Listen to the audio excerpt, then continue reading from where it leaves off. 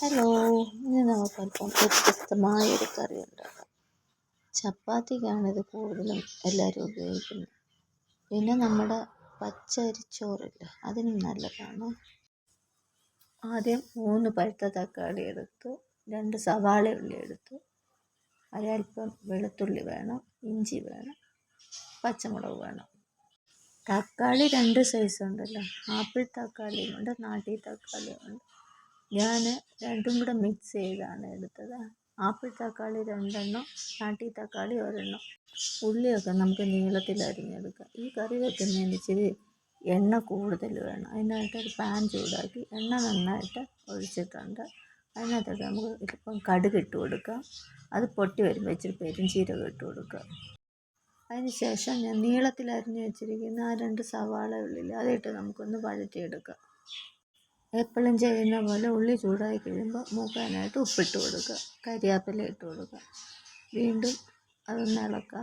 ഇതിൻ്റെ കൂട്ടത്തിൽ 1 സ്പൂൺ ഇഞ്ചി അരിഞ്ഞത്, വെളുത്തുള്ളി അരിഞ്ഞത് ഇതെല്ലാം കൂടി ഇട്ട് വഴറ്റുക. ഒരേപോലെക്ക് തീ ഇടാൻ പാടില്ല. തീ അല്പം കൂട്ടിയത് വെച്ച് കൊടുക്കുക, കുറച്ച് വെച്ച് കൊടുക്കുക. ഇതെല്ലാം ഏകദേശം നന്നായിട്ട് മൂത്ത് വന്നിട്ടുണ്ട്. എന്നിട്ടോട്ട് നമുക്ക് 3 തക്കാളി അരിഞ്ഞതും കൂടി ഇട്ട് കൊടുക്കുക. അതും ഒന്ന് വഴന്ന് വരട്ടെ, നല്ല സോഫ്റ്റായി വരുന്നത് വരെ നമുക്കൊന്ന് ഇളക്കി കൊടുക്കുക. അതിൻ്റെ കൂട്ടത്തിൽ ഞാൻ 2 പച്ചമുളക് ഉണ്ടായിരുന്നു, അതും കൂടെ അരിഞ്ഞിട്ട് കൊടുത്തിട്ടുണ്ട്.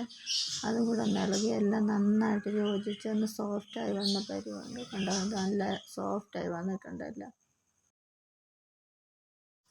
ഇനി നമുക്ക് അതിനകത്തോട്ട് പൊടികളിടാം. ആദ്യം മഞ്ഞൾപ്പൊടി ഇട്ടു, പിന്നീട് ഇതിന് മുളക് പൊടി കുറച്ചേ ഞാൻ ഉപയോഗിച്ചുള്ളൂ. 1 സ്പൂണ് മുളക് പൊടിയേ ഇട്ടുള്ളൂ, വീട്ടിൽ പൊടിച്ച മുളക് പൊടിയാണ്.